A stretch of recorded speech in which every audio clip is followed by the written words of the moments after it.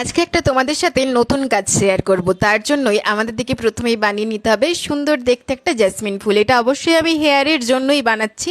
আর এই কাজটা করব 2 mm হুকের সাহায্যে। প্রথমেই আমি কাজটা করার জন্য হোয়াইট কালারের উলটা ব্যবহার করব ফুল বানানোর জন্য।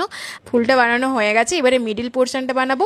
আমার ফ্লাওয়ারটা পুরো রেডি। এবারে আমার ম্যাজিক রিং যেটা ক্লোজ করে নিয়ে রেখেছিলাম সেটা টাইট করে নেব। দেখো আমার এতগুলো বানানো হয়ে গেছে। এবারে আমি কি করব, একটা গ্রিন কালারের উল নেব এবং টোটাল 100টা আমি চেন বানাবো, কারণ এটা আমি আমার হেয়ারের লেন্থ অনুযায়ী বানাচ্ছি।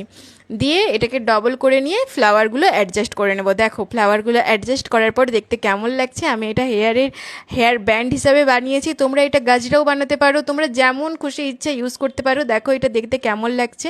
আমি এটা হেয়ারেও লাগিয়ে দেখাচ্ছি। এটা হেয়ারে লাগালে ঠিক এরকম লাগবে দেখতে।